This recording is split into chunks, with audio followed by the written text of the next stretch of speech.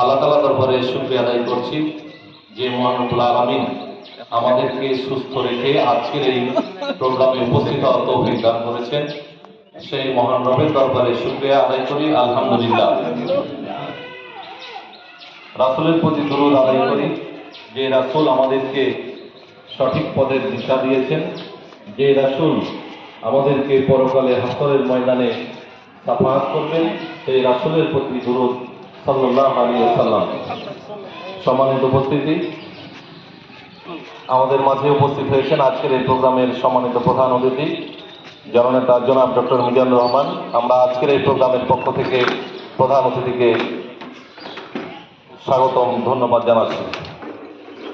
প্রিয় উপস্থিতি, আমার বক্তব্যের শুরুতেই আপনাদের সামনে কোরআনের একটি আয়াত তিলাওয়াত করেছি, যেখানে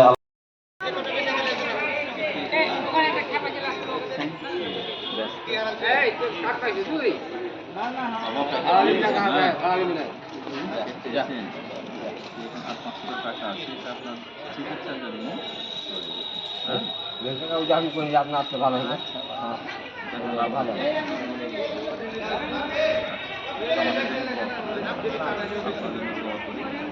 সুন্দরের এটা প্রোগ্রাম বুঝতে পেরেছেন? হ্যাঁ সুন্দর, খুব ভালো নাম। ইসলাম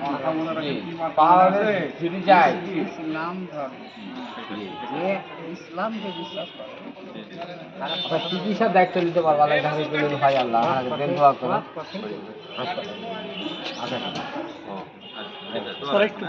আপনার যা হবে